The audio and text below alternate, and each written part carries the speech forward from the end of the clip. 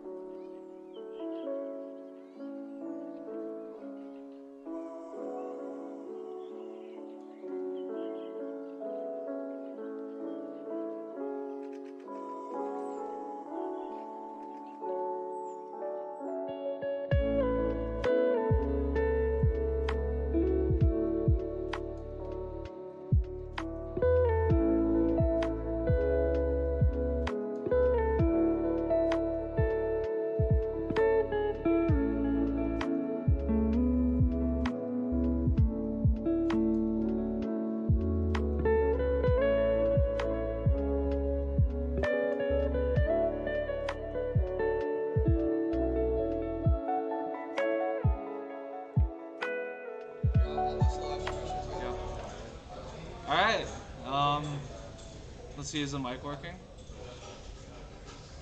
I think the mic's working here, so you can see. Yeah, mic's working, you guys are good. Alright, cool. I'm Noah Trung. I'm the Drivetrain lead, and I kind of set up this live stream along with some other people on the team, Mullen and Bash. I'm going to be the managing director next year, but this is Ronan. If you don't know, Ronan's the Powertrain lead, and he's done a really, really good job this year of trying to set up this, trying to set up the entire Powertrain subsystem. So for those of you who don't, or me, Ronan, do you want to explain like what goes into the Powertrain system? Yeah, so what we do, we're in charge of everything that makes the engine work.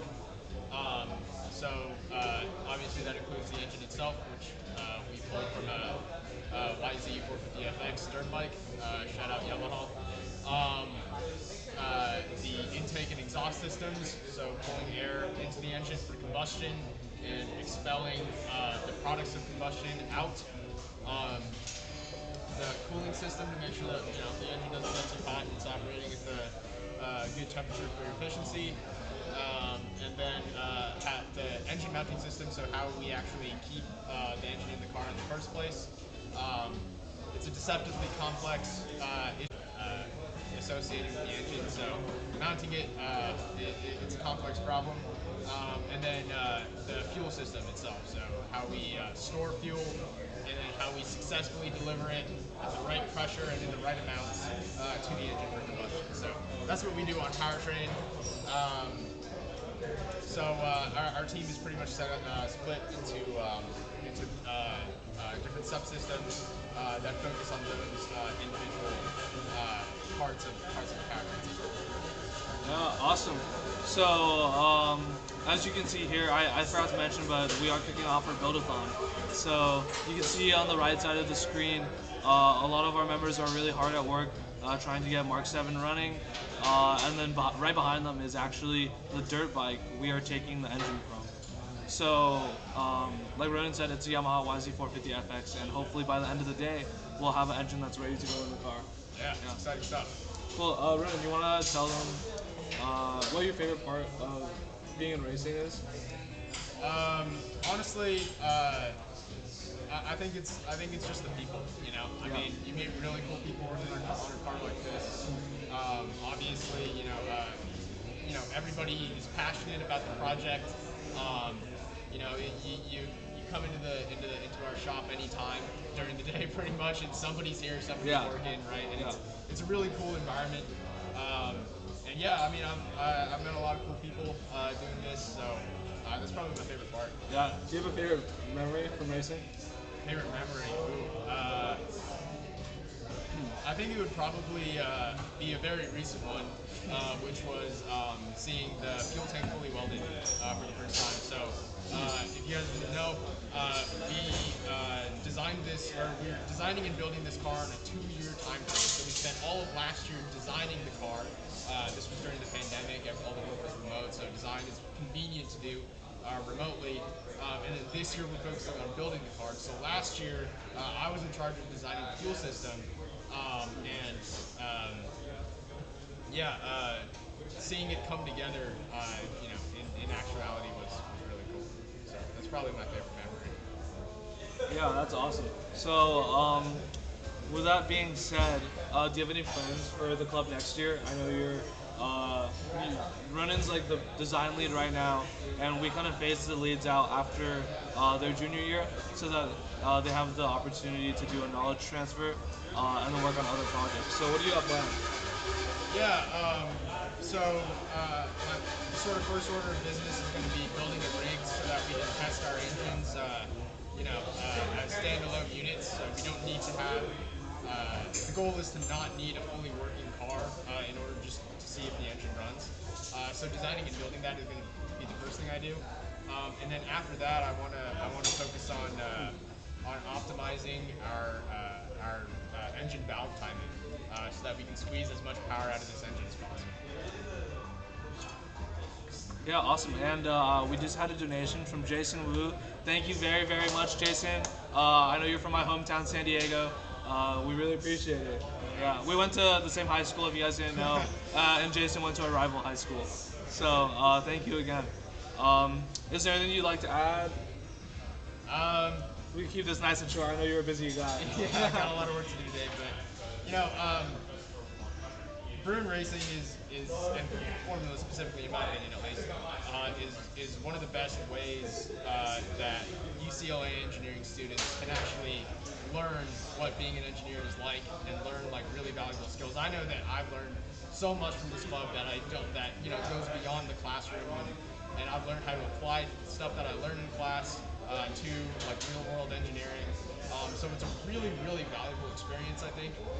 And with that being said, support the club as much as possible. Like, your guys' support is what lets us train good engineers. So I think that's a really productive use of time. All right, awesome. All right. Yeah. Thank you. Yeah. Let's go back to the build camera.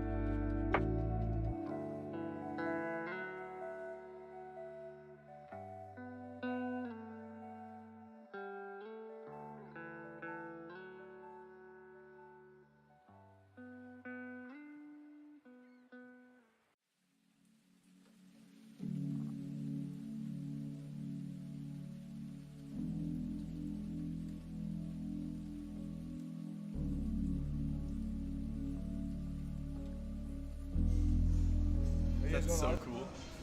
All right. Mic check. 1, 2. Tight. Hey everyone, my name's Bashir, but the guys in the shop call me Bash. Mute the music. Yeah, I did. Okay, awesome. And I will be conducting the next few interviews for the day, and probably most of them tomorrow. Right now, we are here with the incoming drivetrain lead, Chadi. Chadi, how are you? I'm doing well, thank you. Brilliant day today. Just nice seeing the guys put together the cars like this. So, as the incoming drivetrain lead and as someone with a lot of drivetrain experience previously, tell us about what you do, what your team does. Right, so we work on getting the differential on the car, so that involves like mounting, and we also control all the, essentially getting the power from the engine to the wheels. So we're essentially in control of like all the transmission stuff downstream of the engine. Yeah, and so I've worked on some like design stuff. Currently I'm like the junior drivetrain lead. Next year I'll just be the sole drivetrain lead. And yeah, I've worked on design stuff for the drivetrain team and a ton of manufacturing of getting everything built. So yeah. There's a lot coming into keeping the wheels rolling then, huh? Right, yeah. What do you think are the biggest challenges for this team in general, and probably just for this year? Yeah, for sure. So I think a big challenge in general is seeing designs through to completion. There's inevitably like issues that happen during manufacturing. So we've had all these designs done for like about a year now, but as you start manufacturing them, things can potentially go wrong. So you have to be able to work quick on your feet to think of solutions to any problems that arise when you're actually building the parts that you've designed.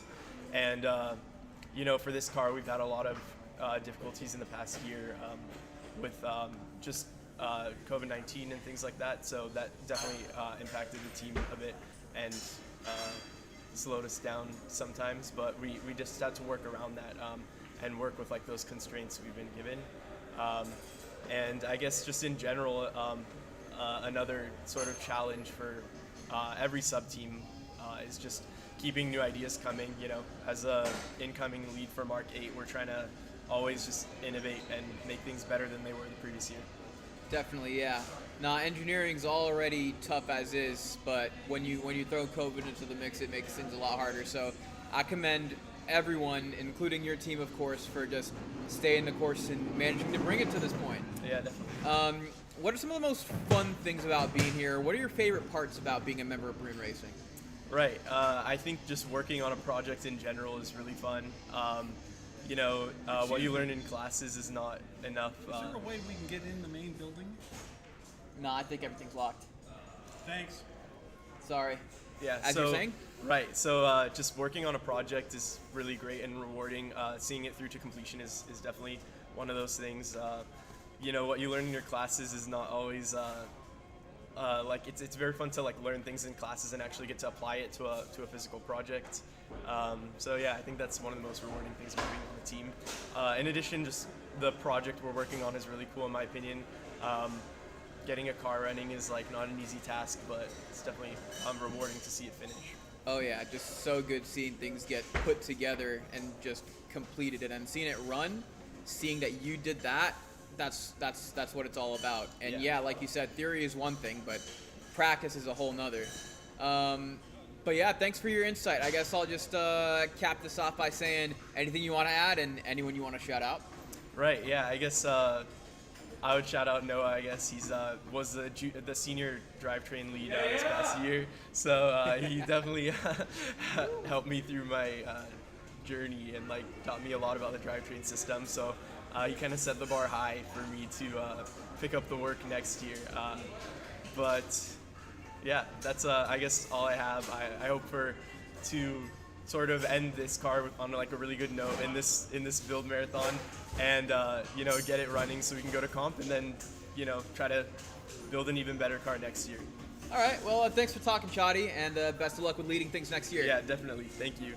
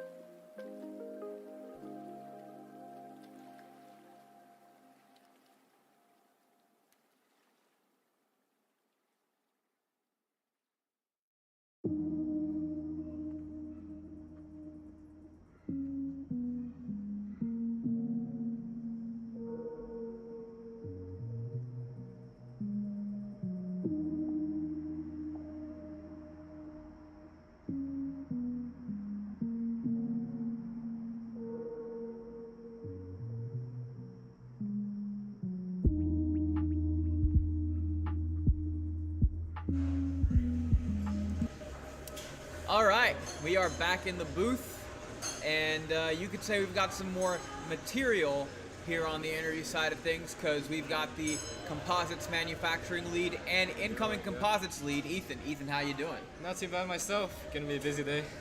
Indeed, indeed. So, tell us a little more about what the Composites team does exactly. All right, so we work with all kinds of composite materials, mostly carbon fiber and fiberglass, and we manufacture some of the biggest components on the car, like our entire Aerodynamics package, the wings, the nose cone, body panels, that's all carbon fiber. Mm-hmm. And we use fiberglass to help us shape those parts. Like fiberglass is actually pretty easy to work with, like it curves the contours pretty easily. So it helps us shape the carbon fiber in turn when we lay up on top of that. Very nice, very nice. Yeah, fiber reinforced polymers are very popular in motorsport. Really light and relatively sturdy. What are some of the biggest challenges of working in composites? Definitely, it's all just manufacturing issues. We do actually like not too much design work, but the fact is that like carbon fiber, it's even though it is like flexible, you can't expect to make like super sharp turns. It's not going to work out that way. And in order to shape these parts, you need to have a mold to go over. So you basically need to make the part twice in a way. Once out of like sheet metal or foam or something, and another time when you actually lay the carbon fiber over the mold you made. So yeah, like, it needs to be able to be manufactured with both carbon fiber and whatever else you use to make the mold. Okay. What do you have as advice for someone just starting out and trying to come into composites? Man, I mean, like, generally composites experience, nobody has it, right? So like, don't feel afraid of just like trying something completely new. And like, when I got this position, it was over COVID, right? So I had essentially zero practical experience with composites, but it's very easy to learn. Like literally, I can teach a new member how to make a basic carbon fiber part in like half an hour. Very nice. Yeah, it's nice to have someone showing them the way and guiding them. I am curious to ask, how much of the composites team is in material science or chemical engineering? Very few, actually, not gonna lie. Most of us are just mechanical engineers or aerospace. Mm-hmm. And to be honest, like, it definitely does help to have an idea of what carbon fiber actually is to understand the properties. But it's very simple to understand. I mean, a lot of mechanical engineers actually at this point, they have taken a material science class that goes over the composition of carbon fiber and other composite material. Yeah, I can definitely relate to that. I'm taking an EE and ME course. That's right. The same thing. It's on MEMS, and it is nice to have those multiple perspectives from different fields of engineering. Exactly. Makes you think more completely, and it allows you to do more as well. But yeah, no, it is nice to see guys from different engineering fields go into something like composites. Right. What do you think is the most fun or the most rewarding part about working on the composites team? I mean, we really do. Like, actually, as we speak right now, outside in the courtyard, they're making the entire airfoil assembly. Woo. And it's like one of the biggest parts on the car. So we've literally spent like the past 3 months planning and like making everything for the wings, right? So seeing it all come together at the very end, that's like honestly, it hasn't happened yet, but when it does, I'm gonna cry. Like, not even joking. Oh, I feel that. Just seeing it come to completion and just seeing it physically there, it's profound. But besides that, any fun memories of working on the stuff and designing things? Oh man. A big problem actually we've been having is actually removing the part itself from the molds that we make. And it's just a classic, engineering team problem. Like, something stuck on something else, how do we get it out, right? And we just like make utter fools of ourselves, but it's so much fun at the same time because we've all been there. Everyone's just throwing out like progressively worse and worse ideas, but it works out eventually, right? And, yeah, I mean that's just how it is sometimes. Sometimes you got to go through a million bad ideas in order to reach the good one. It's a very very fun time though, and actually we yeah. And design reviews do a good part in helping out with that as well. Very just getting those other pairs of eyes. Yeah, I've learned many painful lessons in the past couple hours. That's for sure. Yeah. But I mean, like, good that we're ironing things out now. The idea is to just like, once competition comes, there's no issue. We are ready. We're gonna gun for it. But yeah, tell us a little bit more about yourself. What hobbies you got outside of racing? Shoot, I mean, lately I have had very little free time, I'll be honest. But that free time that I do have belongs to my friends, you know? Just going out. Actually, like later tonight, I'm gonna see a movie, Doctor Strange 2. Oh, that's a good one. Yeah, so that's why I'm trying to get this done as soon as possible, right? Just want to No head out spoilers, yeah. on time. You're gonna enjoy this one, especially if you go into it blind. But yeah, no, what's it? It's nice to have a lot of good friends and just a good support group to keep you sane. The engineering workload is just crazy, so yeah, just anything to help you get through it. How did you get into motorsport and into Bruin Racing? Oh, my dad is like a very big F1 fan. Like, he had pictures of him like up from, I don't even know, but like something like 80s, 90s of him just standing in the paddocks. And honestly, yeah, I mean, like, it's just really rubbed off on me, I think. A lot of, you know, like, even now, like, I'll still, like, wake up in the morning, well, back when I was living at home, right, I'll wake up in the morning, like, my dad's just on the couch at, like, from, like, 8 a.m. watching the races and all that. You know, it's nice. It's definitely had a big impact on who I am now. Got any favorite drivers? Gee, I mean, I'll probably answer the exact same way as anyone else last year. You know, of course, like, I am actually blanking, not gonna lie. Like Leclerc, you know. Oh yeah, Charles is a good dude. I hope he gets the championship. If it's not like, if the McLarens can't fix their season, I hope Leclerc wins the championship. Definitely, yeah. Did you ever see yourself working on cars or in a motorsport environment, or were you originally thinking of like something else? Honestly, I was thinking of rocket projects. Not gonna lie. I think overall, in terms of my career goals and all that, I definitely would like to do on the space side, like SpaceX, of course. You know, everyone will say that, but yeah, I didn't expect to actually be as involved in Formula as I was. In my freshman year, I joined both Rocket Project and Formula, and I guess this one just stuck out more to me. And yeah, just vehicle dynamics in general, whether they're on the ground or in space, it's always fun to work on. They like to say, oh, it's not rocket science, but when you see those cars fly, you feel something. Definitely, right? Yeah, it's like reverse rocket science. You know, we use our wings to stay on the ground. Yep. Just, I mean, in the big leagues, they like to say the downforce is so high that you could drive upside down in a tunnel. Our speed for that actually is 90 miles an hour. Yeah, it'd be cool if our car could do that, but I don't think anyone's enthusiastic to test that anytime soon.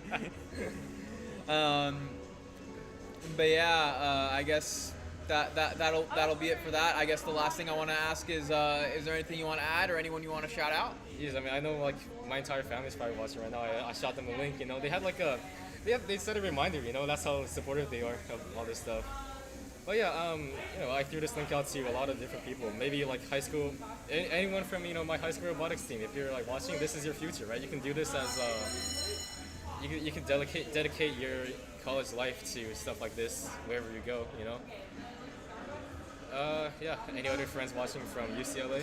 Yeah, let's go. Right? Good stuff. Yeah, nah, just incredibly thankful for all of the families and friends supporting us. It is a tall order. It is a crazy project, and we want to show that we got what it takes. So, yeah, shout outs to everyone supporting us from beyond the garage, whether it's on your phone or on your computer or anything. And thanks for the interview. For sure. All right. Best of luck. You too. All right. Enjoy this.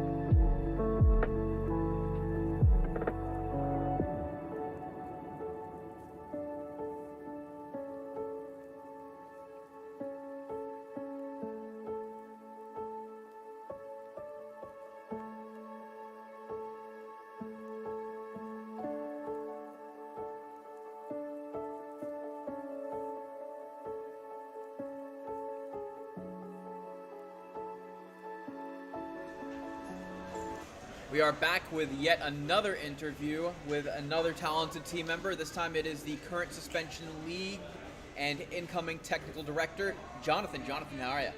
Doing pretty good. Thanks for interviewing me this year. Thanks for coming. So tell me about what you're doing this year and what you'll be doing next year. Sure, yeah. So, like you said, I'm current suspension design lead. So, mainly in charge of, leading the suspension team. And this year it's mainly been manufacturing. Because we did, the design cycle last year fully online because of COVID, and then now that we're back in the shop this year, it's been pretty much all manufacturing. And so, it's been a lot of work, especially these past couple weeks. It's definitely been, a lot happening all in just, 5 weeks-ish.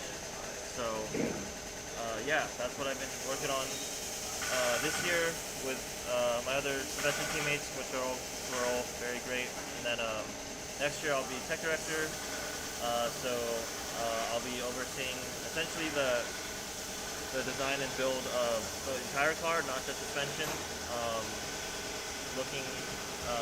Making sure all the sub teams are on track and keeping track of the technical progress of the car and the engineering side of things. And then we have a lot of new things we're trying to implement next year, like more strict standards and procedures for the team to follow to hopefully keep us on track and let us do really well next year. Very nice. And yeah, it's gotta feel good to be back in action in person like this, huh? Yeah. Are you expecting a different vibe, overseeing everything versus just one part of the car? Yeah, it's definitely a lot more stress, which I've already started to experience just these past couple weeks, kind of, as we transition between this year's tech director and me. But it's it's a good amount, and this is what I enjoy doing, so it's not like it's a burden or anything. It's definitely a lot to take on, and I can tell it's definitely going to be a pretty intense year ahead. Definitely going to be some stressful moments here and there, but I'm really, happy to be doing it and looking forward to it. I think it'll be a big step forward. Oh yes, and it's good to see you taking things in stride. But I guess I will ask, what is probably the biggest challenge you faced this year, and what do you think the biggest challenge you'll face next year will be? Good question. I'll talk about from a sub-team standpoint and personal standpoint, I guess. For a sub-team standpoint, we had a really big issue with, our biggest challenge was definitely the procurement of a lot of specific parts we needed, specifically with our water jet and laser cut order. That consisted of maybe 60 to 70% of all the parts we needed, and we just had a lot of trouble and delays with getting those parts and getting funding for that. So that put us back a little bit, but we were able to recover and get all the parts eventually. Very nice. We're working on now, and so that was definitely the biggest challenge, but we overcame it, thankfully. From a personal standpoint, I guess learning how to manage a team, even suspension being maybe 10-ish people right now, relatively small, but still learning how to coordinate things, making sure everyone knows what to do and is, feels like part of the team and still has some level of autonomy and independence, and just making sure everyone is learning is something that was a lot, I guess, kind of challenging this year, but something I have to learn how to do better. And on the subject of making sure everybody learns, with everything you've had a hand in, do you have any bits of wisdom for anyone who's brand new looking to get into something like this? Let's see. I feel like I have a lot to say, but let me try to pick one specific thing. Take your time. Yeah, if you're new to engineering or formula even, I would say don't be, this sounds pretty common, but don't be afraid to sound dumb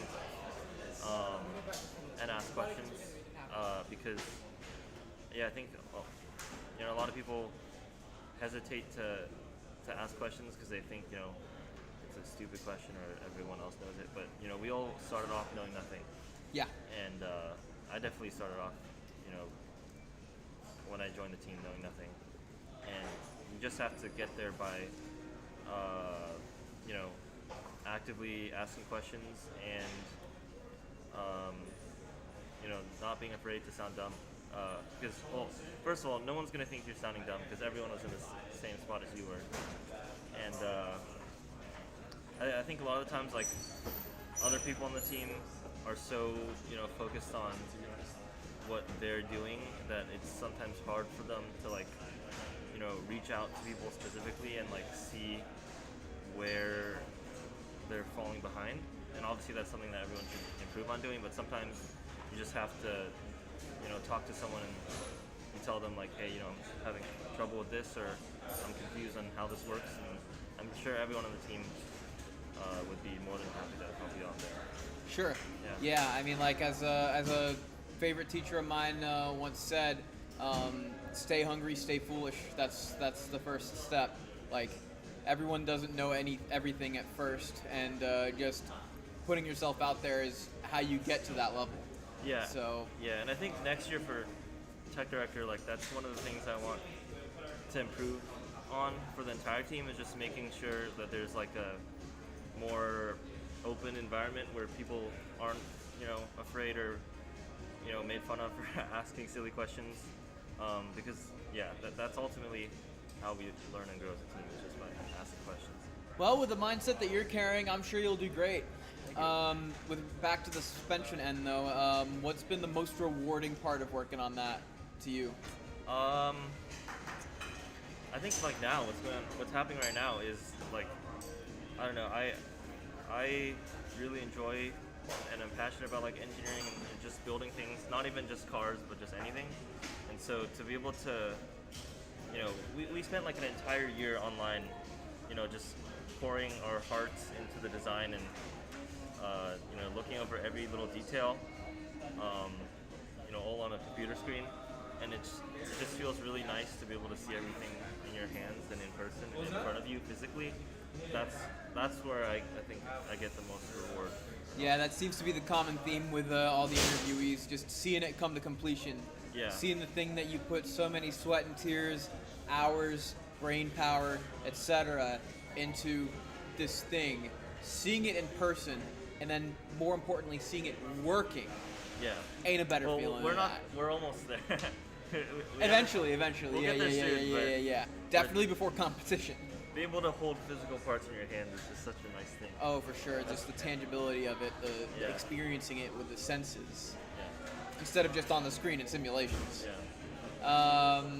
With that said, let's transition to just getting to know more about you. What are some of your hobbies outside of motorsport and racing and stuff? Let's see. I like to play tennis. Ooh, me whenever too. I can. I hit sometime. Yeah. Yeah. I wish I could play more, but whenever I can, I just do it. You know, for fun, as a hobby. Let's see. I like spike ball.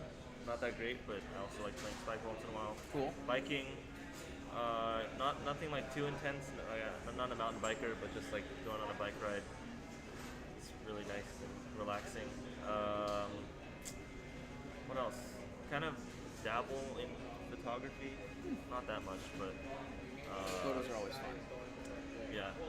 And I'm pretty into, like, you know, like nerdy, like, tech stuff, like smartphones and laptops and gadgets and stuff like that. Aren't we all? Yeah. I like to stay up to date with that stuff. So. But yeah, I'll say this: Club Tennis has their hit-arounds on Tuesdays and Thursdays from 9 to 11 p.m.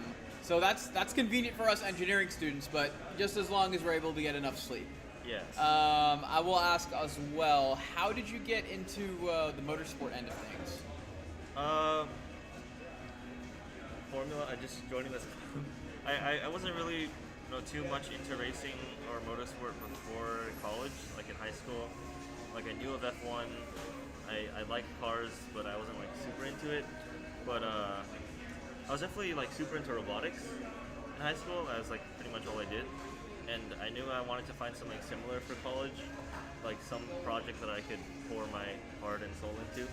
And so freshman year, fall quarter, I was definitely looking a lot into that and like just seeing what clubs and teams were on campus. And I tried out and joined, you know, a lot of them and went to a lot of meetings. But I stuck around with Formula just because I thought it seemed the hardest to me. Like building a car from scratch just seemed very challenging. And you know, people were all super nice. It seemed like I could contribute, and mainly I felt like I could like learn a ton from it, and likewise like contribute to the team by doing so, and just grow as an engineer the most.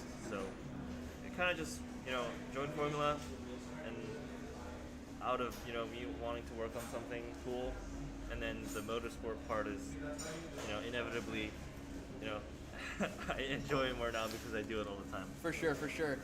Could you see yourself doing stuff like this long term, or are you looking into robotics and those other fields? Yeah, I like now definitely considering more automotive industry for you know, career. Although I'm still not 100% sure, like automotive, aerospace, robotics. Yeah, I'm still trying to explore, but definitely it's more on my radar now. I mean, being in the automotive industry, being on like a motorsport team would be pretty sick. I'm still looking around though. Yeah, no, for sure. And the good thing about this place is we've got so much good faculty in all of the above areas. I know some dudes who've worked in automotive fields. I sit in on meetings with a robotics professor. So yeah, no, definitely just take the time to look around, see what all the different things you can do are, because here you've got the best of the best with everything. Yeah.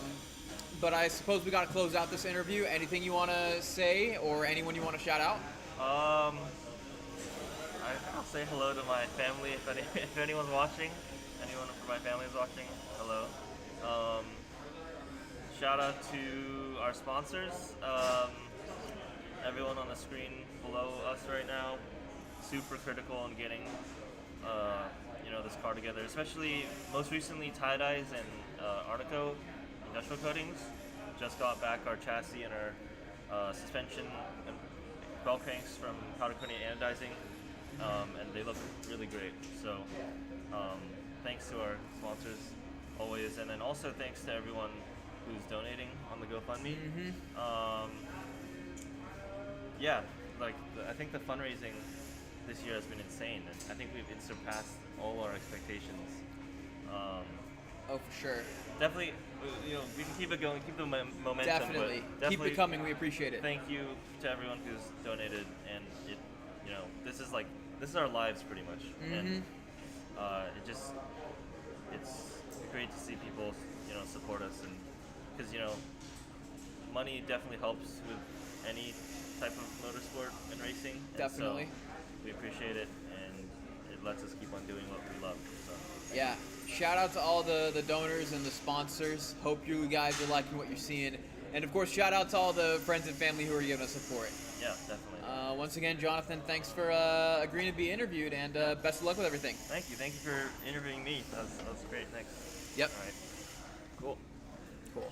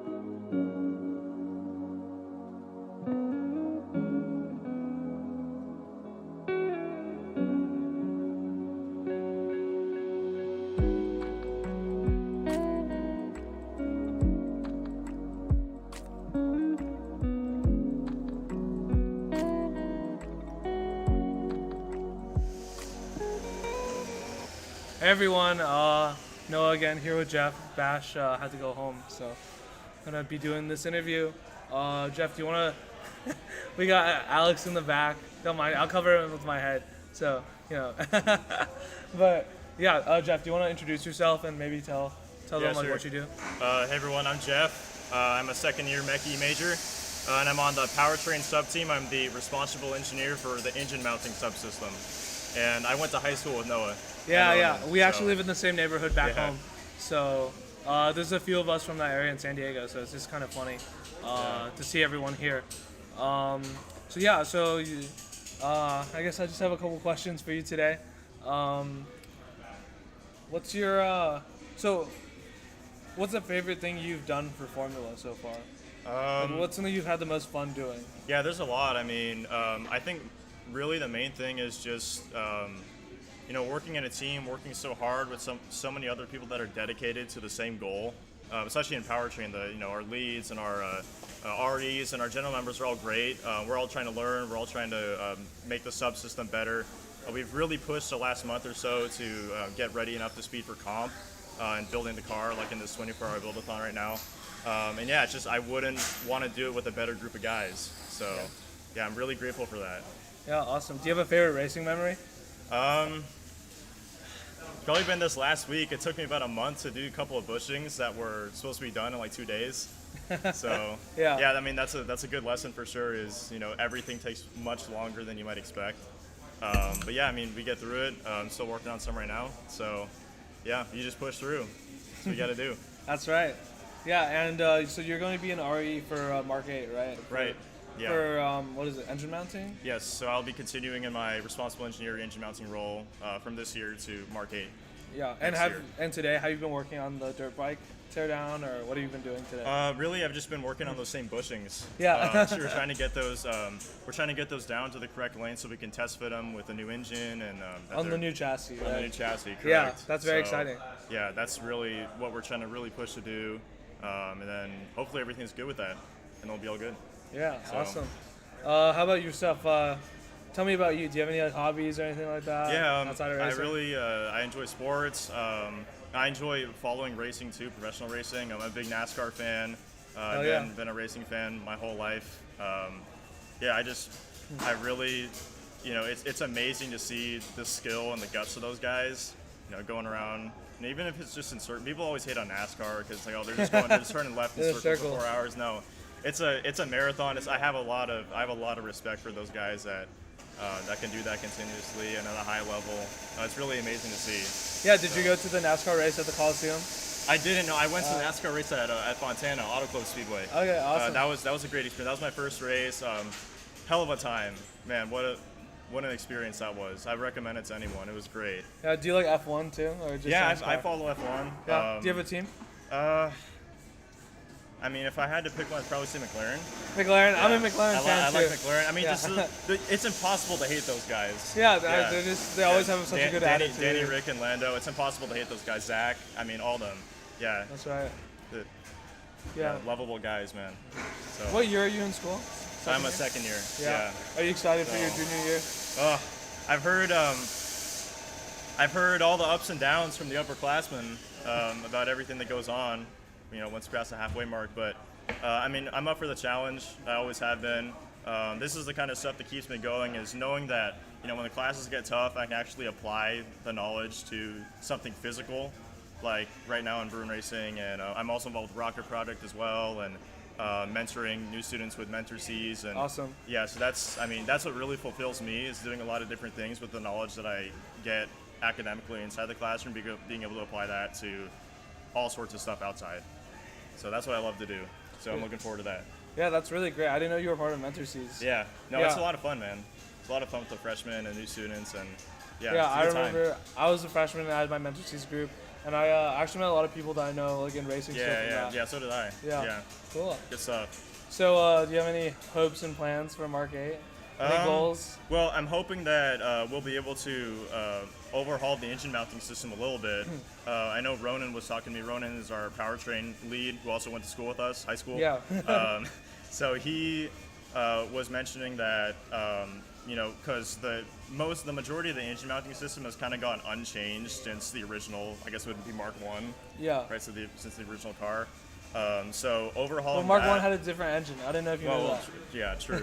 But he was kind of hoping that we could overhaul it so it would be not just easier to take the engine in and out, which was always, as you know, during the work days, it's a pain. But to be able to work on stuff and do stuff with the system, with the tabs and whatnot, and the fasteners, so we don't have to take apart a whole bunch of other stuff too, because that was another thing that he was really.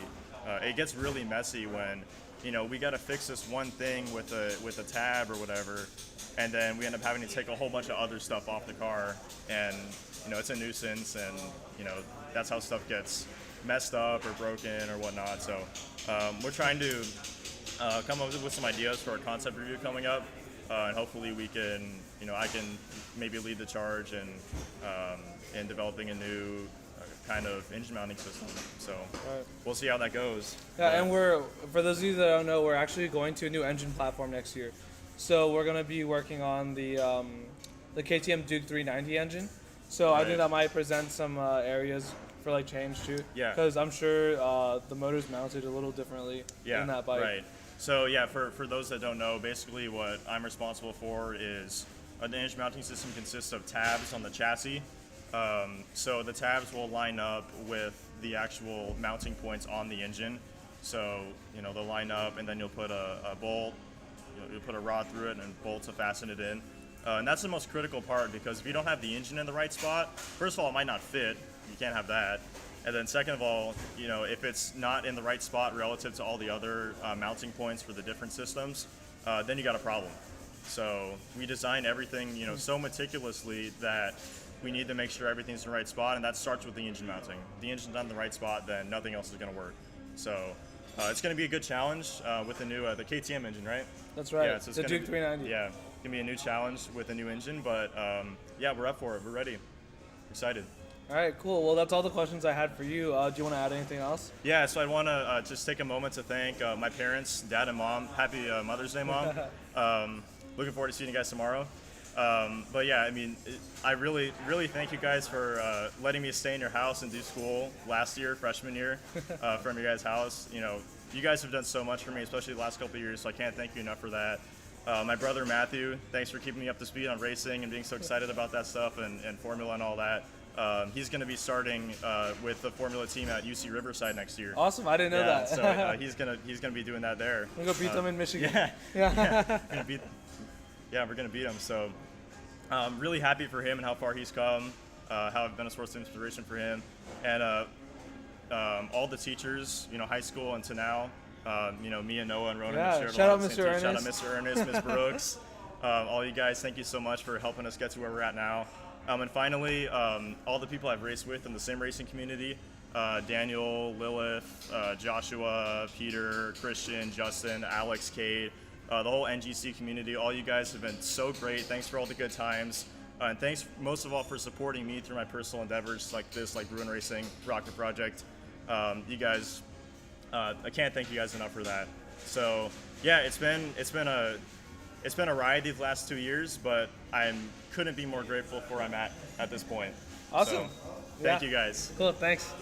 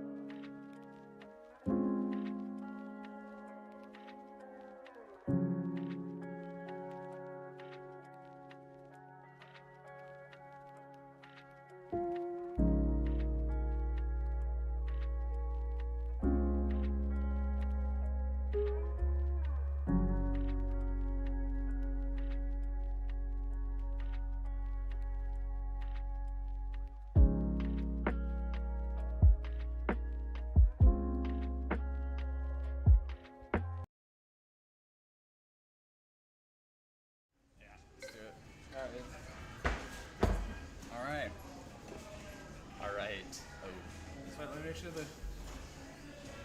Okay, go for it. You can hear us? Cool. All right. Just try to speak a little. Just what? Just speak up a little. Speak up a little? All right. All right. So, hello everyone. My name is Vinay Nagapala. And I'm Evan Garrison. I'm the incoming financial director. And Evan is... I'm the current design lead for Aerodynamics, and I'm also going to be the interim managing director for Formula. Noah, who was on the stream earlier, he's the managing director for basically winter and spring, but he won't be here in the fall, so I'll be filling in for him. So, obviously I'm interviewing Evan, so let's get to know him a bit more. So what year are you? I'm a third year. Your third year? Yep. And you're studying? Aerospace engineering, but I do have a stats minor declared, so doing that as well. So why'd you choose aerospace? I was really just interested in fluid dynamics. Aerospace engineering is basically like, that's really the only way to actually get any sort of, like any more fluid mechanics, because the mechies only take 103, which is our beginning fluid mechanics class, and right now I'm in a class actually titled Aerodynamics, so yeah. Very cool. And then why the stats minor? Stats minor, it was just kind of interesting to me. Stats, I took a stats class in high school and I kind of enjoyed it. Plus, like everything nowadays is more data driven, and so learning how to deal with data, look at data more than just like we get in the engineering classes, it's good. It's it's very difficult. A lot of it's like basically just a math class mixed with a coding class, but yeah. Very cool. So then you joined Formula as a freshman. I did. Why did you choose Formula? Well, basically it was between Rocket Project and Formula. I had already known a couple people in Rocket Project, and yeah, I mean, like I said, I was interested in fluid mechanics, aerodynamics, and Formula really just had more of a aerodynamics team, more aerodynamics in general to look at, so that's interesting. That. I would think that Rocket Project would have a lot more aerodynamics than us, but... Not really. With our Formula car, we've got like a front wing and a rear wing, underbody, side pods, lots of different things, lots of things interacting, including like interacting with the ground. And so it's a much different challenge than Rocket Project.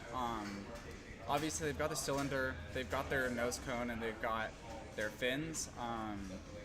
I haven't looked too much at what they do, but from what I remember as a freshman, their aerodynamics and their like pretty much everything about their aerodynamics was less than Formula's. So you mentioned the ground. Isn't that one of the hardest parts of like simulating a car? Because we're moving next to the ground, right? That's what I've heard. Yeah. So one of the hardest parts of simulating the car is really just the software. When you do like a computational fluid dynamics, it's called CFD. You're really just trying to break up basically the air around the car into a bunch of like little tiny domain elements, and those domain elements have to go around the car geometry, they have to go around all the complex stuff. So the hardest part really is just simplifying everything in such a way that you don't lose sight of what you're actually trying to sim. We can get away with a lot, like we only sim half of the car and do like a symmetry plane. So we tell our CFD program that the car's over here, but pretend that there's a car over here as well. So yeah, I mean, it's a lot of stuff like that where it's kind of like you have to know what to simplify, what not to simplify, stuff like that. Very cool. Jesus. So what do you see yourself doing? Because you're going to be a fourth year next year. I am. Where do you see? Yeah. Where do you see yourself going? Yeah. So I think next year. So I'm going to be applying to grad school. I'm going to see if I can get a master's in aerospace engineering or mechanical and aerospace engineering. Yeah, I'm interested in the fluid mechanics, so doing stuff like that, figuring out what I want. Like I've been looking at electric car companies like Rivian and Canoe, and they've had some interesting stuff going on. Yeah, I'm not super sure right now. No, you don't have to be. But you'd want to stick in the auto industry? Like you'd want to have a probably. Job there? I mean, I'm kind of interested in hypersonic planes as well, but it's kind of like that's interesting. I'm not sure I want to actually like work on those. Yeah. Yeah, I don't know. Maybe I'll go into the bike industry too. Because I know you have the passion for biking, right? When did that start? That started very early. I raced mountain bikes competitively all through high school, but my first race was in 7th grade. So it's been a while, and I've been biking. Let's see, I was taught to ride when I was like 4-ish, and I've been going on rides ever since, pretty much. Where do you go around here, like in LA? Yeah, so around here you can basically just like go straight out San V to 26th, and then you basically just take a right up into the neighborhood. I mean that neighborhood, basically you can just get into a fire road, and that fire road just takes you up into a system of trails in the Santa Monica Mountains. Yeah. Very cool. What's the best spot that you've gone biking? Best spot I've gone biking? That's actually pretty easy. I went to Whistler summer after high school. Yeah, up in Canada. So British Columbia. It's about an hour and a half outside of Vancouver, up north. It's where Beautiful area. Yeah, it's where they had the Winter Olympics. In the 90s, they had Winter Olympics there. They've had Crankworks, which is like a freestyle, I don't know exactly what it's called. It's like a slope style mountain biking where they do a bunch of tricks and stuff there. Whistler was absolutely gorgeous. Trails were awesome. Like, it's been called the mountain bike mecca, and I definitely believe it. Really? Okay. Yeah. That's pretty cool. Yeah. So, actually, you're from San Diego, correct? No. Both my parents grew up in San Diego, but I am from the Bay Area, so Berkeley. Oh, you're from Berkeley? Yeah. Okay. How was that growing up in the Bay? It was nice. Yeah. Yeah, I enjoyed it. I definitely like the cold weather, fog, more than the sunny weather down here. Really? Yeah, it probably makes me a little bit of a odd one out down here.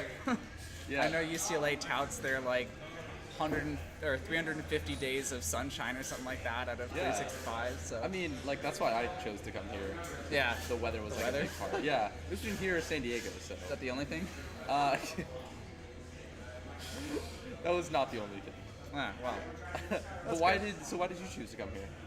It was really between here and like Boston University, and obviously like Boston University, I like the weather there better, but yeah, I mean it was probably like 4 or 5 times as much for tuition, because like in-state tuition here, so nice, and like the academics not quite as good. I don't think they even had like a Formula or FSAE or rocket project sort of stuff, so yeah, someone might be able to correct me on that, but but it was kind of a no-brainer. The other schools were like, not quite. Yeah. So you've been on Formula for 3 years now. I have. Long time. What's been your favorite memory of being on the team? Honestly, one of the favorite memories is probably just now releasing the nose cone mold. We've been having some trouble with that. So the way we constructed our nose cone was that we had this like male mold, so like a plug made out of foam, and then around this foam we basically have like a fiberglass mold, and then that fiberglass mold was just completely stuck to the foam mold, and so we were trying to get that done pretty much the entire day today. We just got it out. Definitely rush of endorphins, great feeling. Next step on that is to lay up the carbon fiber in that fiberglass mold. That way our outer surface is going to be nice and smooth. And then we'll bag it, cure it, put it on the car. Very cool. Yeah. So, obviously you're Aerodynamics lead this year, and you'll be sticking around next year. What would you want to see, like, if you could put, like design and manufacture any component for this car, what would you put on it? Oh, man. Well, I'd like to see a pair of side pods and a diffuser on the car. This year we only have the front and rear wing. We actually designed a diffuser, but weren't able to put it on the car because of like manufacturing constraints. Just like our Composites guys just didn't have the bandwidth to do it. But yeah, something like that, or like Aiden Su, who's going to be the design lead next year. He's one of my manufacturing leads right now. He was talking about doing like a swan neck design for the rear wing. Right now we're just mounting it on tubes to the chassis, but doing the swan neck would be really cool. I don't know. I've got a lot of ideas, but hard to make 'em Unfortunately, real, right? yeah. I mean, you gotta design it, you gotta source everything, gotta actually make it. That's definitely the hardest part. Yeah. So what do you think is the most important skill that you've picked up in your time Most at important Formula? skill. I don't know. Formula has really just taught me how to think like an engineer. So I guess that's probably the best thing I've learned is just like what actually goes into being an engineer. And a lot of it is just like making sure you've thought through everything, making sure that you've got every nut, bolt. Like it's not just enough to say, okay, we've got a front wing. You have to say like, you know, how's that going to attach to the chassis? Is it going to be rules legal? Is it going to be like, how are we going to be able to like adjust it and stuff like that? So yeah, it just basically like learning how to think through the entire design process, the entire manufacturing process, understanding the limits of manufacturing. That's like, it's all things I've learned through Bruin Racing. All right. So last question. You're obviously famous for your 9 p.m. bedtime. Can you talk me through how that became a habit? Like, what's the like? I know obviously the reason is to get a good night's sleep, but like. Yeah. So, my parents actually gave me a 9 p.m. bedtime in like elementary school, I think. But then like, eventually I figured out that if I stayed up later, like I just would not feel as good. And I started doing some research on like sleep deprivation and how you build up like a sleep debt and how like basically just making sure that you get like a consistent night's sleep, making sure you go to bed at the same time, wake up at the same time, so your body is like expecting it. That kind of just makes you feel better. And throughout high school, I kept that 9 o'clock bedtime, and it was actually I was able to have like pretty consistent energy throughout the day. And so like I don't know, just through doing some research, putting into practice. Yeah. Very cool. All right, I think that's it for this interview. But thank you so much, Evan. Happy to be here. Yeah. All right. I don't know what to do with the stream. Yeah. Why don't you grab Noah and You keep talking to the lovely people. I'll be right here, guys. Yeah, I guess I can give a little bit of an update on our aero package, how that's coming. I got here pretty early this morning, actually, to grind out some end plugs. What's up, Noah? Hey. And Are you finishing up here? Yep. We're actually just about ready to. We're actually drilling holes right now in the end plates. We're gonna put some screws in, and we're gonna have the wings there on the car pretty soon, chest fitting them. So be on the lookout for that in the next couple of hours. If we don't get to it today, it'll probably be around 8 or 9 p.m. or 8 or 9 a.m. tomorrow. All right. So that's kind of it for this interview. Thank you to Evan for being here. Yeah, and I hope you guys learned a little bit about him and about kind of who we are as a team. Yeah, anyone you want to shout out? If my girlfriend is watching, hello. What's your name? Caitlin. Yes. All right, awesome. Yeah, and thank you to everyone that's donated for on Evan's behalf. Oh yeah. My family members have been beyond generous. They've been phenomenal. Yeah, thank you all. Love you all. Yeah. All right, thank you.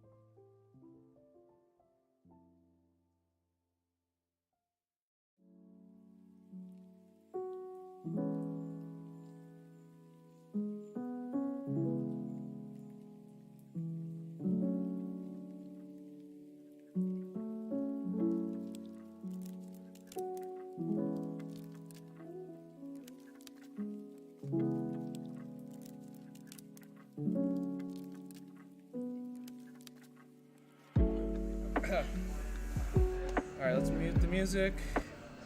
Alright. Hey everyone. It's me, Noah, again. This time I'm here with two people instead of just one. So, you guys want to introduce yourselves? Hi, my name is Chris. I'm a suspension member, and next year I'll be the RE, or Responsible Engineer for Shocks and Packaging. Awesome. My name is Alex, and I'm on the suspension team. Cool. And we're both first years. Yeah. Yeah, that's right. Maybe the first years that we've interviewed today. So you guys get the honor of being that. So, so I just wanted to ask you guys could both answer, one of you guys can answer or whatever, but what's your favorite memory from racing? I gotta say, so far, the go-karts. Yeah, at K1. Yeah, driver tryouts. Yeah, driver tryouts. We went to K1 Speed and drove some electric go-karts, and it was a lot of fun. Yeah, the retreat too. Retreat was Yeah, really sick. yeah, I really enjoyed retreat too. It's just a great way to bond and meet people. Yeah, for sure. Not only from Formula but from other teams, right? Yeah, awesome. So what are you guys doing on the team right now? Like I know you're gonna be an RE and you're just gonna be on the suspension team. But what have you guys been actually working on recently? Well, for the past couple of months, we've been mainly doing a lot of manufacturing, on the lathe, on the mill, and just getting all the different parts ready for today. So today we're just assembling everything, and so yeah, that's been our main thing. Yeah, Chris, do you have anything to add? I think mainly machining, like Alex said. There's tiny parts that we have to machine, like clevises. Machine God. Yeah, machining God. Chris is a very talented machinist. Yeah. Yep, I have a lot of hours machining because of Formula. Did you know how to machine stuff before you came to college? Not on the mill and lathe. Yeah. So it was actually my first time, but after putting in all those hours, I think I'm pretty experienced now. My skill level has shot up. What's the most valuable thing you'd say you've learned, from Formula in general? Is it machining? I think so far machining might be the biggest thing, but I'm hoping to learn more about vehicle dynamics, the physics, the engineering that goes into designing a car. Okay. I think that'll be really helpful. Awesome. Yeah. What about you? I think manufacturing, all those skills, engineering skills, but also a lot of soft skills as well. Yeah. Kind of working together with teams, communicating, but also kind of working with yourself, kind of learning from your mistakes and knowing it's okay to make mistakes, but just make sure you learn from them. Yeah. And what do you guys think about this year's car? Do you have any opinions? Any improvements you'd like to make? Look kind of sick. Yeah. The color I like, the livery concepts look sick. Okay. Improvements, I would say for the suspension, I think it would be cool to implement a third spring suspension design. A third spring? Can you explain that? Okay, so there's alright, this is kind of complicated, I guess. Can you speak up a little? Yeah. There's different driving modes, roll, heave. So for those of you guys watching, roll is when the car kind of goes left and right, and heave is when you're accelerating and decelerating, and the car pitches up and down, right? Wait, that's pitch, right? Pitch. Okay. I don't know anything about suspension. Pitch, and then heave is is just up and down. Yeah. Okay. So there's these driving modes. Not bad. And you can kind of tune each mode with the suspension. Yeah. But with our current design, changing one mode also affects another mode. Mm-hmm. But with a third spring, you can change the heave while minimally impacting the roll and the pitch. Okay. Yeah. Awesome. So it just gives you more options, I guess, more adjustability. Yeah, and that's something you want to see on Mark 8? Something I'd be willing to try. Yeah. Okay. Awesome. Yeah, I'm looking forward to seeing the improvements that will be made on next year's car. Let's see, other questions. Do you guys have any hobbies? Anything like, what do you guys do outside of racing? Sports are a pretty big. Sports are a pretty big part of my life. I play a lot of pickup soccer, pickup volleyball. I follow F1 a lot. Yeah, me too. Do you have a favorite team? I'd say McLaren, but yeah, me too. Not really clear favorite, but then I just support them. Yeah. How do you feel about their performance this year? Daniel Ricciardo just qualified in 14th. So 14? Oh man. Damn. Kind of sad about that, but it is what it is. Man, that's too bad. What about you? Hobbies, I'd say I play the saxophone, but I haven't really got into that since Formula because of all the hours I put into Formula. Otherwise, I play games at home. What kind of games? Mainly Valorant. Valorant, okay. Do you play League too? CS? Not League, just first-person shooters. So, okay, yeah. awesome. Yeah. So, if you could go back to tell your beginning, you guys are both freshmen, right? Yeah. You can go back and tell the beginning of the year freshman you, anything. What would you tell them? I think for me, fall quarter was kind of slow. We didn't really do anything. We didn't have a lot of parts that we ordered, things like that. Machine shop was closed. So I would tell myself that things get better as time goes on. So don't be too worried about the club not being a fit for you.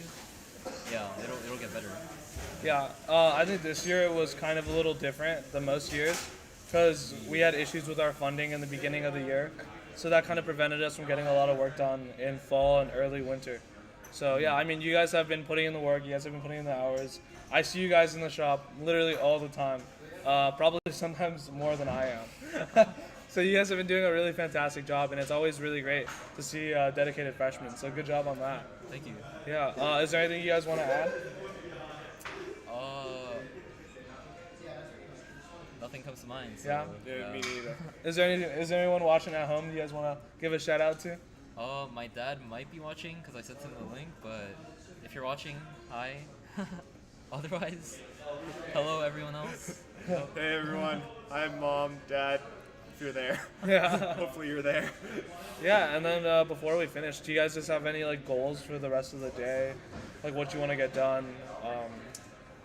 Definitely suspension. Suspension. Finish assembling that, and then maybe get to wheels and steering. So get the uprights on and so the everything. car can roll. Yeah. Just try to do as much as possible.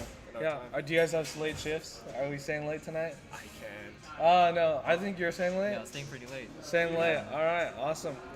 Well, if you guys don't have anything else to add, we can go ahead and wrap this up. All right. Yeah. Thanks, awesome. Noah. All right. Thanks for watching. Thank you. Thank y'all.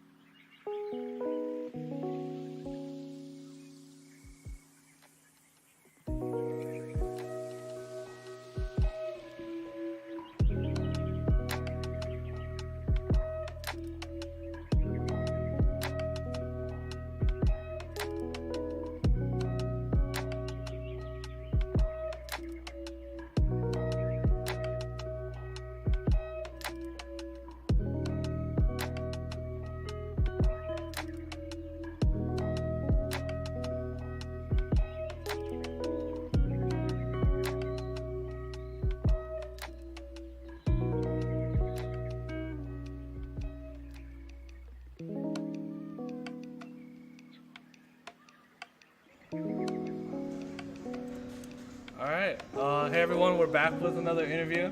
This time we got Matisse. He's somewhat of like kind of like a social chair, and also our powertrain lead.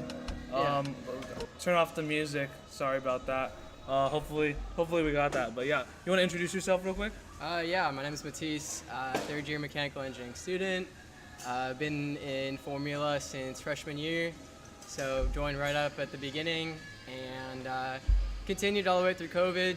Wasn't the best time, but we used that time to do a nice little design cycle. 2-year design cycle. 2-year design cycle, which for some reason we're not done with the car yet. So, but yeah, it's been a good time. Today, what have I've been working on? I did a nice little Harbor Freight run. Yeah. That's what'd you get? I got a boroscope so we can inspect the engine. I got a new angle grinder because we burnt one of ours and the other one was broken, which no surprise there. And then some shop towels, and immediately came back and put the angle grinder to good use. I was cut down an Allen key, right? Yeah, so we were taking apart the bike that we bought. I'm sure it's been talked about a little bit on the live stream already. But basically, there was a bolt that was we couldn't fit our Allen key in there, not enough clearance, and so I just put it in a vise and angle grinded it, halfway off, and it worked like a charm. Then after that, I was just sort of working on getting the bike apart, getting the engine out of it. Someone really put it through some dirty conditions, to say the least. And yeah, we got it out, and now we got the body panels back. It's sitting in our little extra storage garage over there in the corner, so we're gonna sell it back to whoever we bought it from for hopefully about $1,500 to $2,000, so we can make some money back off of what we bought. Hopefully the engine's gonna work great. It's we just test fit it in the car, and so far it fits. But we have to take it back out. Right out. Yeah. It's just working for Powertrain. It's just kind of a constant cycle of like putting the engine in, taking it out, and then putting it back in and realizing you got to do another thing. So it's just like out in. You just look at this. Oh. Yeah. You get these from. Okay, big guy. Okay. You get those from taking the engine in and out like a few hundred times because it weighs about 70 pounds. Yeah, I remember we were freshmen. We were on the same team on Powertrain, Drivetrain or whatever. And those guys used to make us pull the engine out like 3-4 times a meeting. Yeah, it was like once a meet. It was pretty horrendous, but hopefully that's the last time. We'll have Noah here right after this interview go in and change the sprocket because we need a 11-tooth sprocket. 11-tooth, yeah. And there's a 12 on there right now. So hopefully that'll be fast, and then we can get it back in there, hopefully for good this time, which will be cool because then we can just sort of assemble all the powertrain components around it. Intake should be coming in on Tuesday. Yeah, and you worked on that, right? Yeah, that was one of the big things I was designing as the ex-powertrain lead with Ronan. Hopefully it fits. I'm really crossing my fingers. It was more... I made the jig, so if it doesn't fit, maybe it's my fault, right? Well, yeah, there's that. It is probably one of the... It's actually the second most expensive component in the powertrain system other than the engine. Since we're using this one, it's going to come out, so the engine's about, what, $3K now? Yeah. After selling the bike, hopefully. So $1,800 for the intake. And yeah, $1,800 for the intake. It's really expensive. Can you talk about why it's expensive, like how we make it and stuff? Yeah, for sure. So basically, due to the geometry of the intake, it really has to kind of convolute its way through the engine compartment. And it has a really specific geometry, which would be tough to make out of titanium or aluminum or something of the kind. So the way we see it to be the easiest for us in terms of manufacturing is to 3D print it, and for it to be durable enough and handle the heat and the corrosivity of the 85 fuel. We basically had to make it out of a glass-filled nylon bead with a SLS, a selective laser sintering 3D print, which makes it really nice and strong. It's very heat resistant, and it's also corrosion resistant. So all those kind of factors add up to us ordering it in that material and manufacturing method. And in the end, we have to order it from 3 systems in Tennessee, so it's kind of a trek. And in general, those larger 3D printed parts out of that glass-filled nylon is just really expensive. So yeah, it did come out to about $1,800, and I'm really just hoping it'll work. Yeah. Otherwise, we have no other way. So as you can tell, building a car is really, really expensive. So all of the support we've had from the GoFundMe has just completely blown us away. Oh yeah. And it's just really amazing because, we're bringing 48 people out to comp in Michigan. We're building an entire race car, as you can see in the corner there. And, at the end of the day, we're college students learning along the way. So, yeah. Do you want to shout out anyone? Hi, Mom. Is she watching? Love you. Happy Mother's Day in advance. I hope she's watching. Yeah. But yeah, otherwise, it's looking like still kind of a long night ahead of us. Yeah. But it'll be really cool. We'll be able to hopefully have a rolling car by tomorrow morning. Yeah, rolling into hour 7. I think suspension is just finishing up with the shocks, and then after that, I think the wheels and steering crew is coming back and finishing their stuff out. The car will be rolling but not steering, and then they still need to cut one more brake rotor adapter. Yeah. So we'll have at least 3 corners done. 3 corners, yeah, that's good enough to roll, if you ask me. Yeah, I think the suspension is stiff enough, right? Yeah. Yeah. Cool. Do you have any other hobbies? Like, what do you do outside of racing? I do school, so lots of schoolwork. We're pretty much all in the same classes, so. Yeah, of course. So we see each other all the time. I love skiing, snowboarding, all that kind of stuff. What else? I'm from San Diego. I love fishing down there. Big outdoor guy. And yeah. Do you have any plans for next year? For next year, 4th year? Well, let's see. I might be social chair for Bruin Racing. I just organized a nice little party for us last night. A little fundraiser, just hang out with each other kind of party. Yeah, it was great. Yeah, you did a really good job. It was a good time. I was working on homework for the first 2.5 hours. I basically just kind of came in, gave a little setup spiel, and then just left and sat in the courtyard by myself doing my MATLAB homework. Yeah. And came back and there was half an hour left, and it was still fun for me at least. Yeah, it's just kind of the life of being an engineer. Sometimes you have to step back and make that sacrifice. No, it's half the time you're working your ass off just doing work, and then you got to find little pockets of fun. That's right. And part of that is Bruin Racing too. Keep your sanity, yeah. Oh yeah. Yeah, we have a lot of fun here. I think we missed out on a lot of team bonding stuff because of COVID, but I see every single quarter we get closer and closer. We have more fun because we spend so much time together. It's impossible to not have fun. Yeah. Yeah, and it is fun to just come to the shop and then just grab your big orange mallet and just hit stuff. Just whack stuff. Yeah, today we were working on the nose cone, and we just gave it a few solid whacks.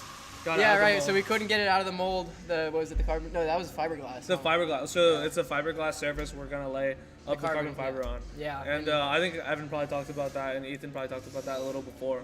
Sure, but I just hear the banging, and I look over, and there's the orange mallet, our special orange mallet. I was using it a lot on the bike too, trying to get.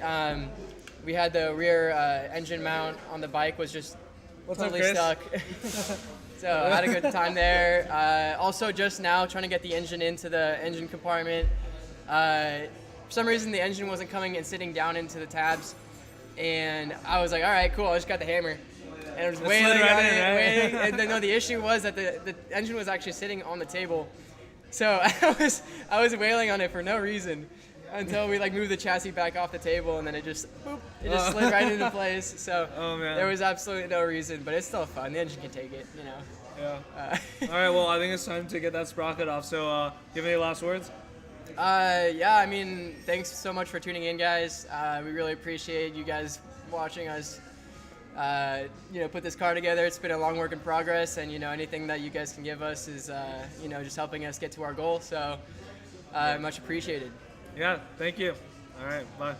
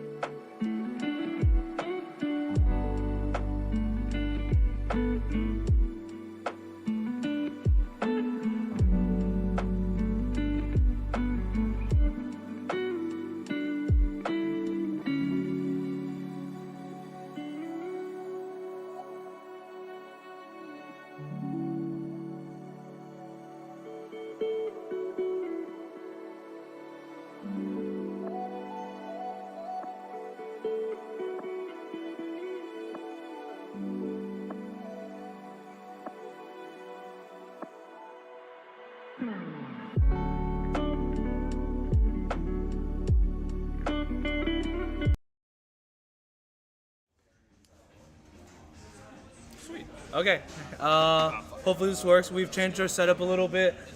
We've changed the camera to the nice one to show the car. So apologies for the laggy video here. Yeah, but I'm here with Alex Buttman.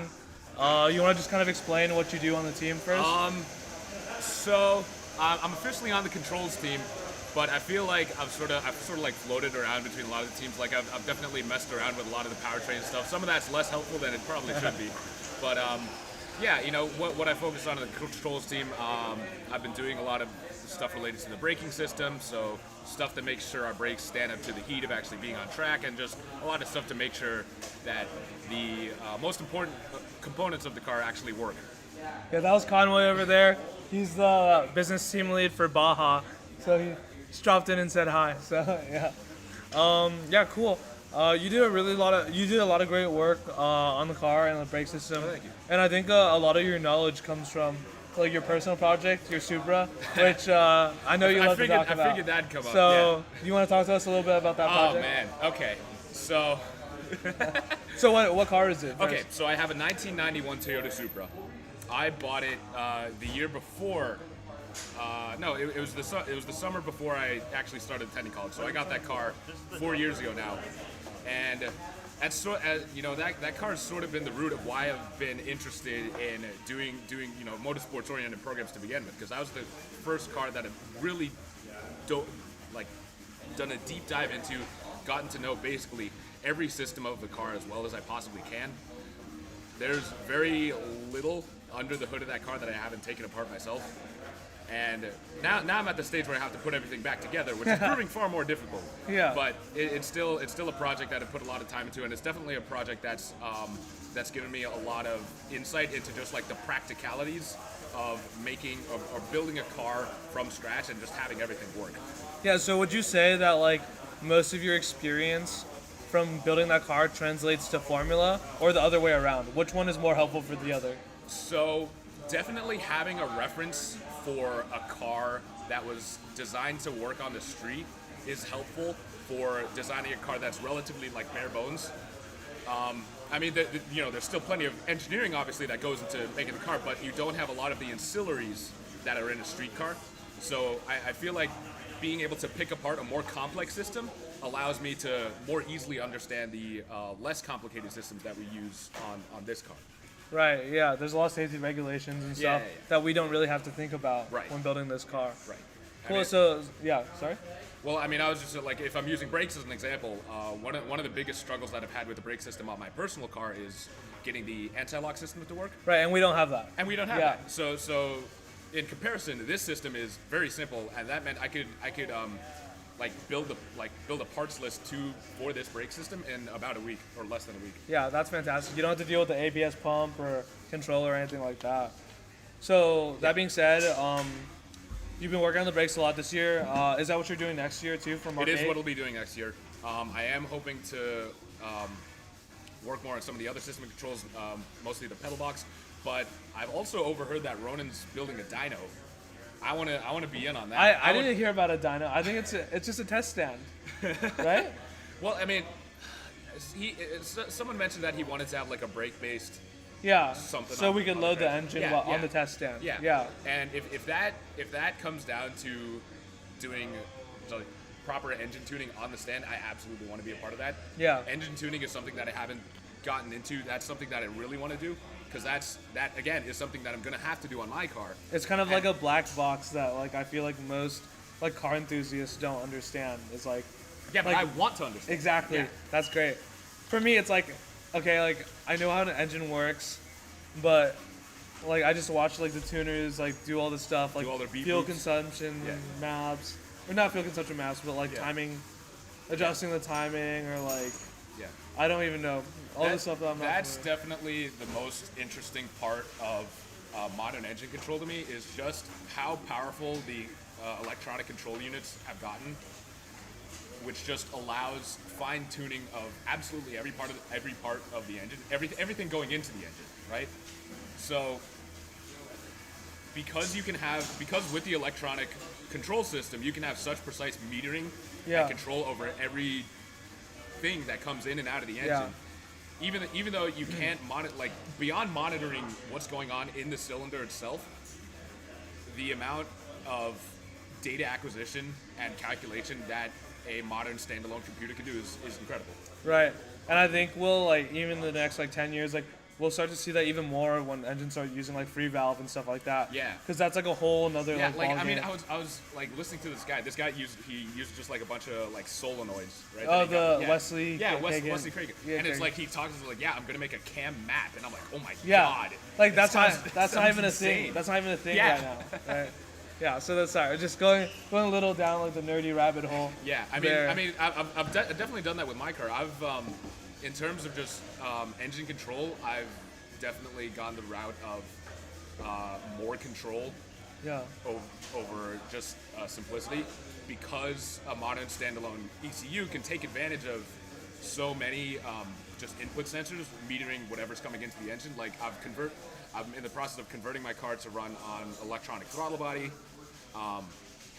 And then, so my primary motivation for that was actually cruise control of all things. Oh, like interesting. I wanted to be on the highway. I wanted to set cruise control, and people were saying it's like, I look at the factory cruise control system on my car, and that car still has a cable throttle. So the cruise control system is like an electric motor in a separate housing that has a second cable going to the throttle.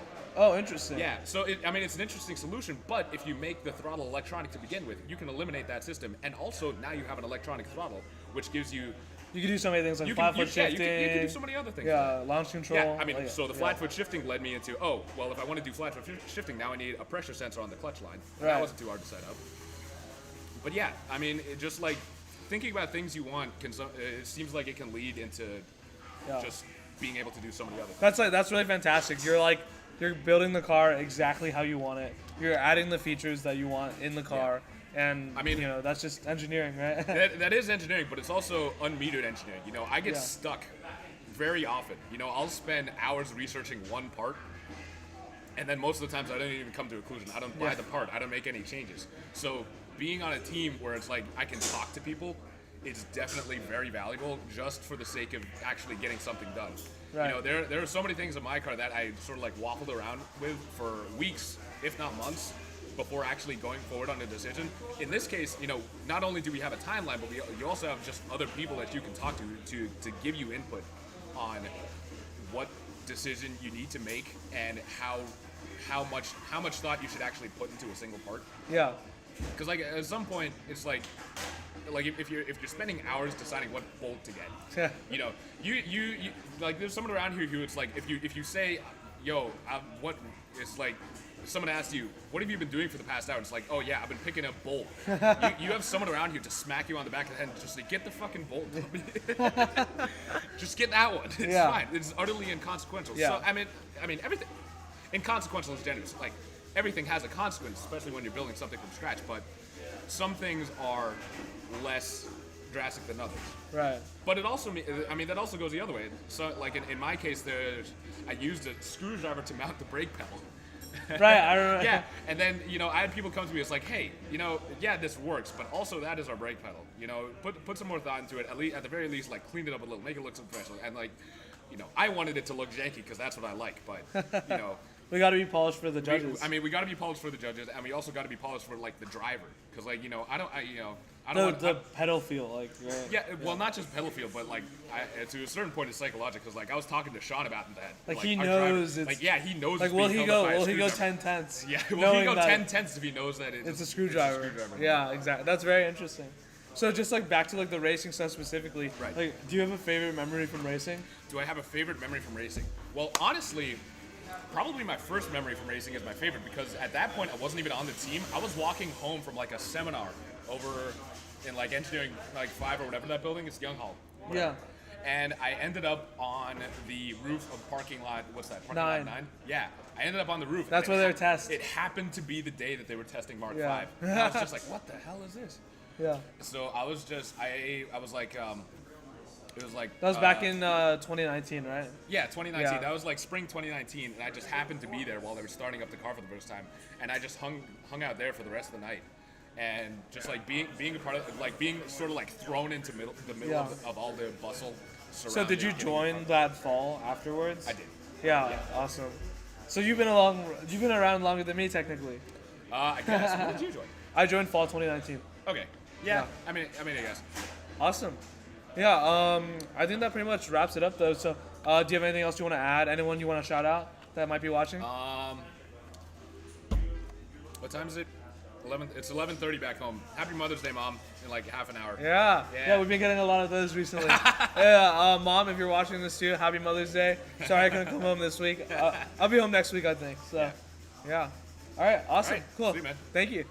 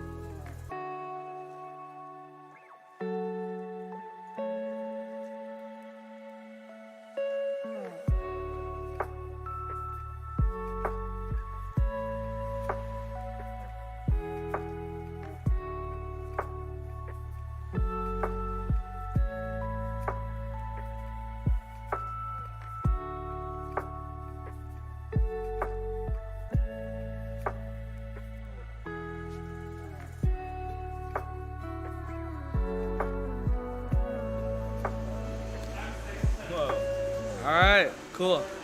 Sorry we're late, guys. Hopefully Josh has some friends that are here to watch me embarrass him. All my friends at my work, Young Research Library. Shout out. It's kind of loud right now because Dylan's over there going ham on the drill press. But yeah, so do you want to first introduce yourself and just like talk about what you do on the team? Yeah.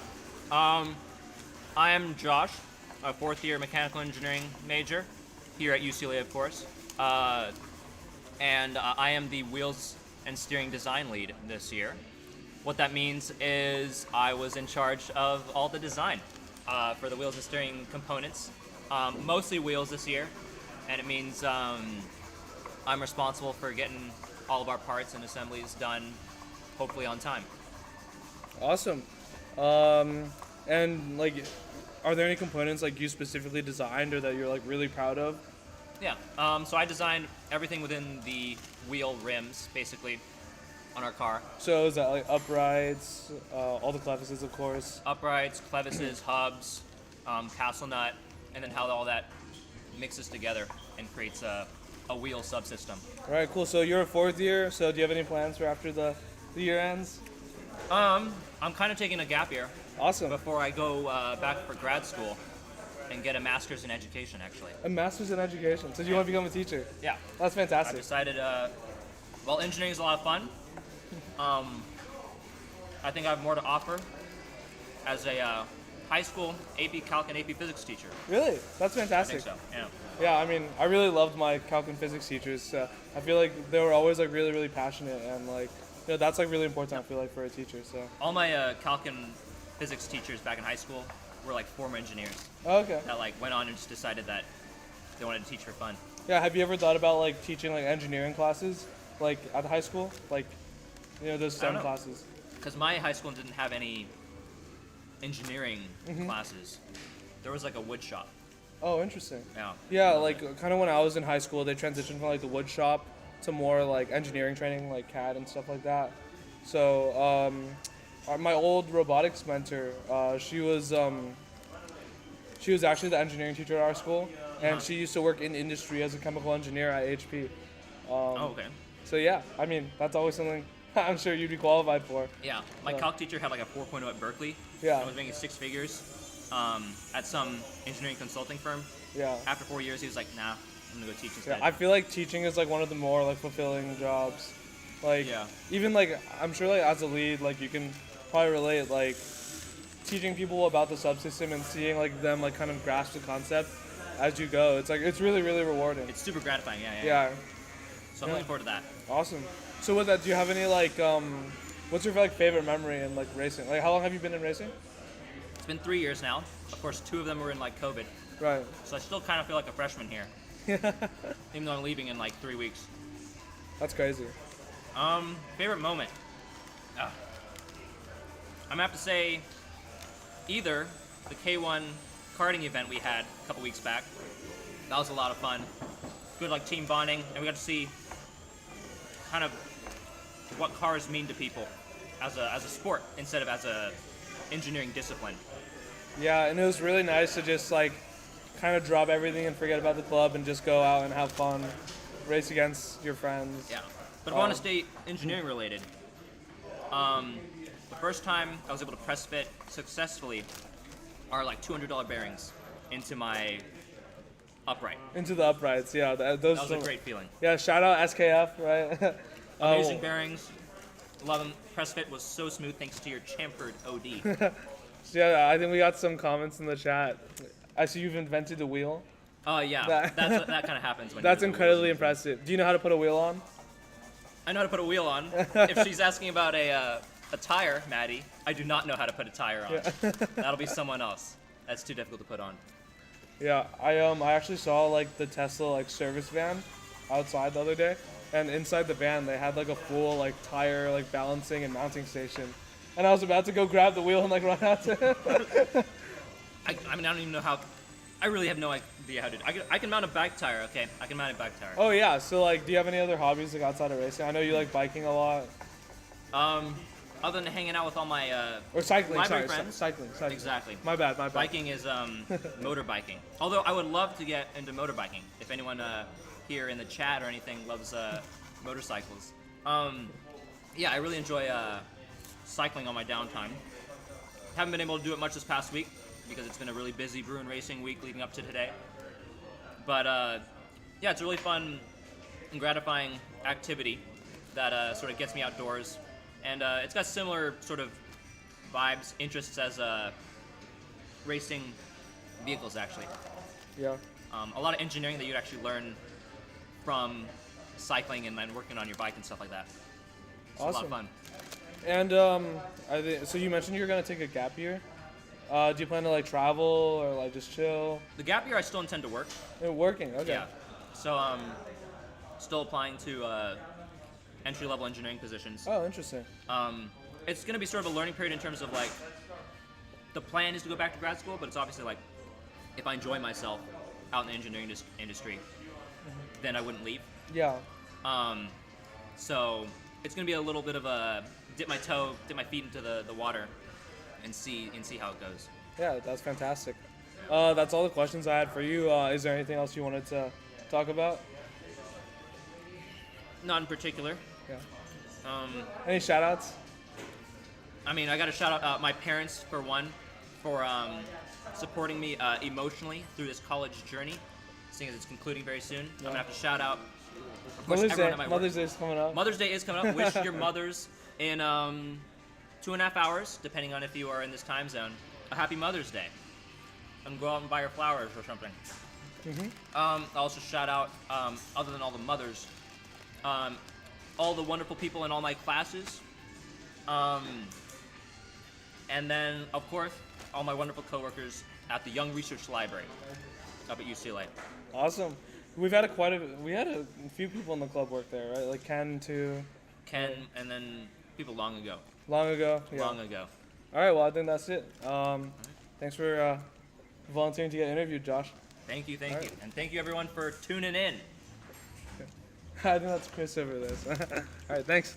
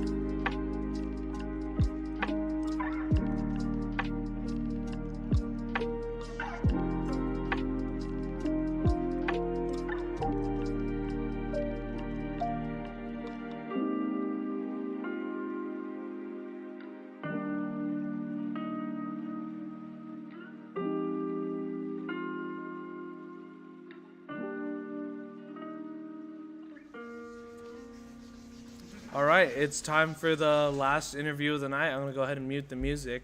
Rishik, last minute interview sign up. Thank you, thank you for that. Yeah, no, thanks for having me. Yeah, of course. So, do you want to just kind of introduce yourself and explain what you do on the team? Sure, yeah. So, my name is Richik. I'm a first-year chemical engineering major. Pretty rare. Pretty rare around here. Yeah. And I'm on the Powertrain sub-team. And right now, I'm basically a general member, so I'm just like helping out with a bunch of different components, figuring out what I can specialize in. And next year, I'll be specializing on the fuel sub-team. Awesome. Yeah, are you excited to do some fuel system work? Definitely. I know you've been putting in a lot of hours recently towards the fuel tank, and we hit a pretty big milestone with that today, right? Yeah, I know. I'm so excited. I was so excited. That we got a lot. When the cap went on. When the cap went on, I spent way too long putting that on. Right. And when it finally landed, oh my god, best feeling ever. Yeah. I was pretty excited because I know how hard you've been working on that, and I'm roommates with Ronan, who designed the fuel tank, and he's been really wanting to see that get together, like as an assembly.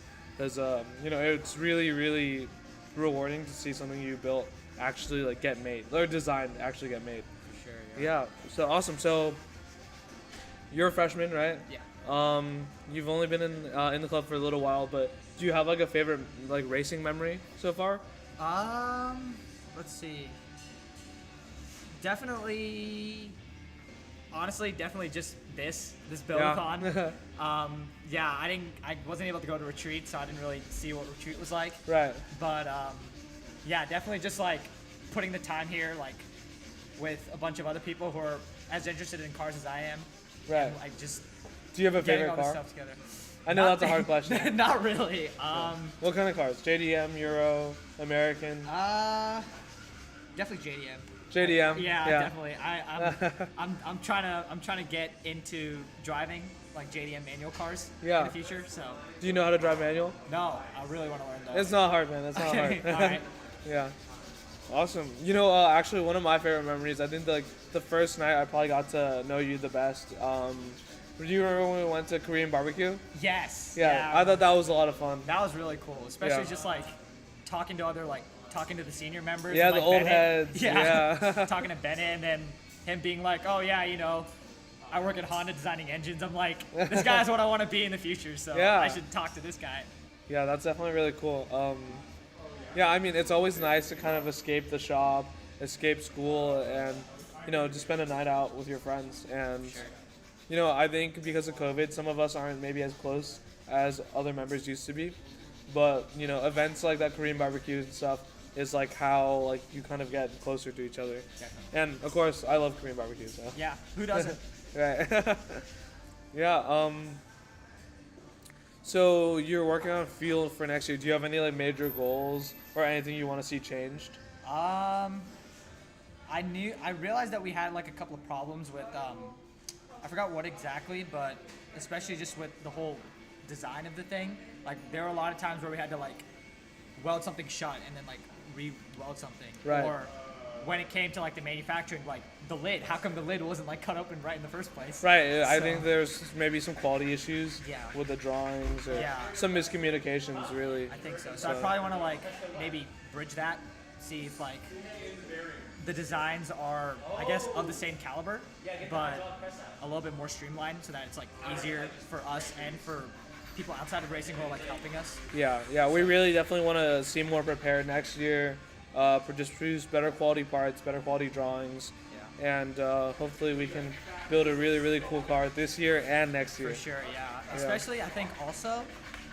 as a chemical engineers, I'm thinking of like different other alternative fuels that we can use.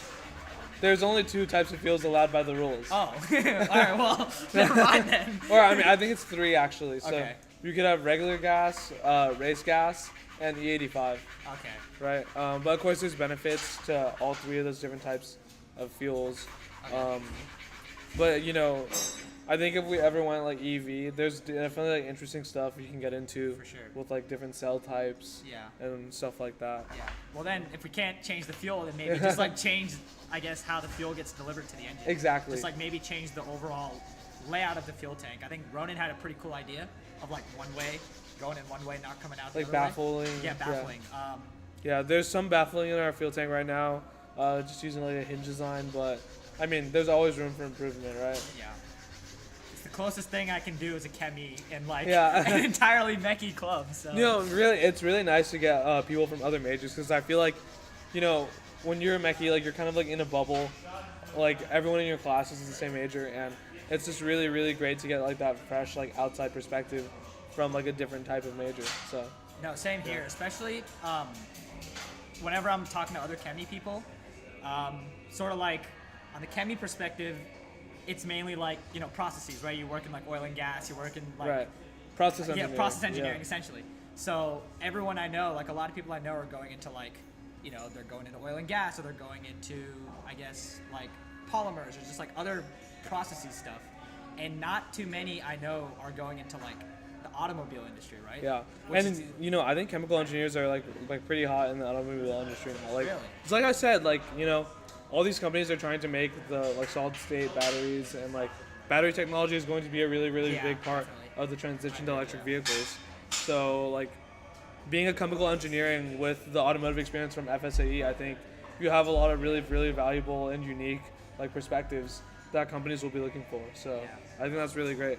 Awesome. Yeah. I know. I'm just hoping to learn everything I can in this field and then combine it with that and see what I can do in the future. So. Yeah, fantastic. All right. And what about yourself? Do you have any like hobbies you like doing? Yeah. I mean, I do taekwondo. Taekwondo. Cool. Awesome. Yeah. Do you still get time to do that? Yeah. Now that you're in college? I'm in the club taekwondo team. So Fantastic. That's pretty cool. Do you get to like go to competitions and stuff? We do. I haven't gone to any yet. Mm-hmm. I did sign up kind of late. Yeah. So definitely next year I'm trying to see if I can like be more involved in that. Also, I write music.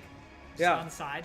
Like do you just like do you mean like you write like lyrical music or like I have my own songs out and stuff. Awesome. Yeah. Yeah, what kind of music is it? Well, the songs we have right now are pop, but we're trying to transition. So is it like a group? Yeah, it's a band. Oh, awesome. I'm in a band, yeah. Check out my band on Spotify, guys. Yeah, what is it called? It's called Imminent Action. Imminent Action. Yeah, that's a cool check it name. out. Yeah. Awesome. Yeah, I'll definitely check. I didn't know that. No, you definitely told me that. I feel like I did. I think we had a new member interview together, or you told me at Korean Barbecue. I think I told you Korean Barbecue. Yeah. I didn't know the name of it though. Yeah, so, no, it's alright. Yeah, awesome. So check out Imminent Action. Yes. Is there anyone you would like to shout out? Yeah, Mom, Happy Mother's Day. Yeah, Happy Mother's Day. It's what 1:30 a.m. back home. Yeah. So yeah, I know you're watching. Hello.